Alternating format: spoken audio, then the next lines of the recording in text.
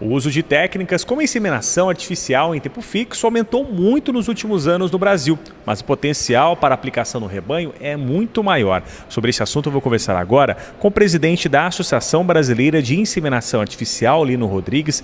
Lino, muitas fazendas ainda no Brasil não utilizam biotecnologias. Sem dúvida. O número de matrizes inseminadas esse ano deve atingir 10%. Entretanto, segundo informações que nós temos de outras fontes, por exemplo, a DBO, no caso de gado de corte, 60 mil propriedades detêm 100 milhões de cabeças. Isso fazendo um cálculo aproximado, nós imaginamos, com algumas estatísticas na BIA, que apenas 23 mil propriedades recorrem ao uso da inseminação. Então nós temos aí praticamente mais 2/3 que poderiam adotar a técnica e com condições de adotá-la, pelo porte das propriedades, o que demandaria um certo grau de manejo e também de alimento, e que utilizando a técnica obteriam sem dúvida uma melhor produtividade. A medida que nós usamos é sempre proteína por hectare, né? Mesma coisa seria estendida ao leite. O leite também ilustra bem como o Brasil é um país de oportunidades, porque a produção média de vaca dia de leite no Brasil, a produção média não chega a 4 quilos, enquanto que propriedades que recorrem à inseminação, mesmo que as produtoras são a campo, você já tem 10, 11, 12 por dia, e aquelas que estão nos estábulos chegam a 30 por dia. Então você percebe que está muito superior à média. E isso acontece também, essa oportunidade aí de investimento em técnicas de produção e, consequentemente, melhores resultados na área de pecuária de corte? Sim, na pecuária de corte é a mesma coisa, porque inclusive o próprio mercado está reconhecendo isso, né? Os bezerros nesse momento, bezerros oriundos de inseminação, o quilo desse bezerro está se pagando alguma coisa como R$ 3,60 a mais. Então isso é reconhecimento do mercado.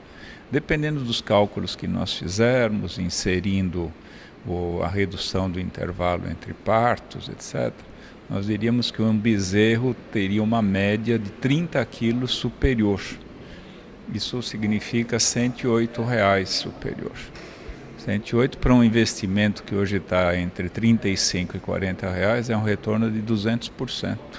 Não tem nenhum investimento, né, de 200% ao ano. Então tem aí uma oportunidade fantástica para o pecuarista.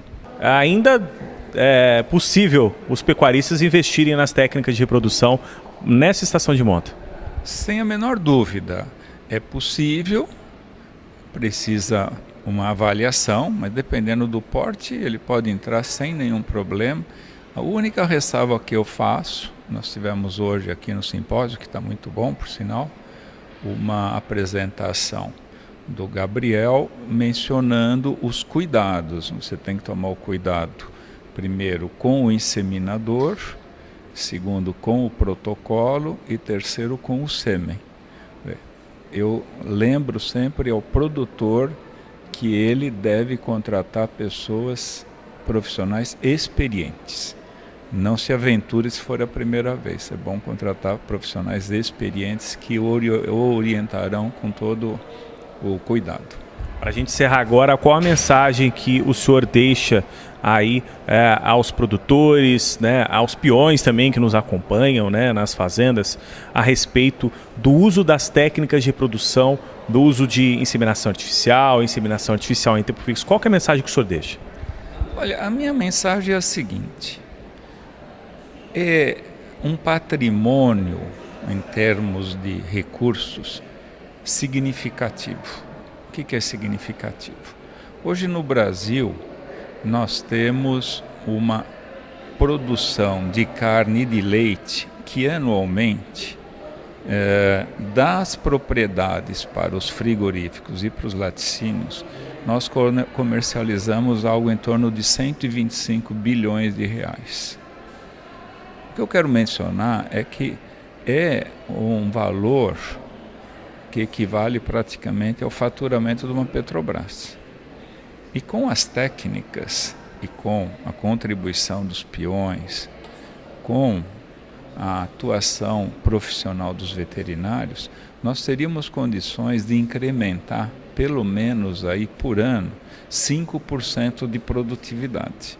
Então eu estou falando de quase 7 bilhões de reais. É um dinheiro que não seria desprezível em nenhum momento. Então a minha mensagem é: vamos pensar em gerar recursos mediante tecnologia e profissionalismo. E não tentar reduzir custo, porque se não tiver profissionalismo a gente vai ter um custo muito maior. Então seria essa a minha mensagem. Muito obrigado pela presença aqui no Urufino em Campo. Eu conversei com Lino Rodrigues, presidente da Associação Brasileira de Inseminação Artificial. Direto de Palmas, Gustavo Batista.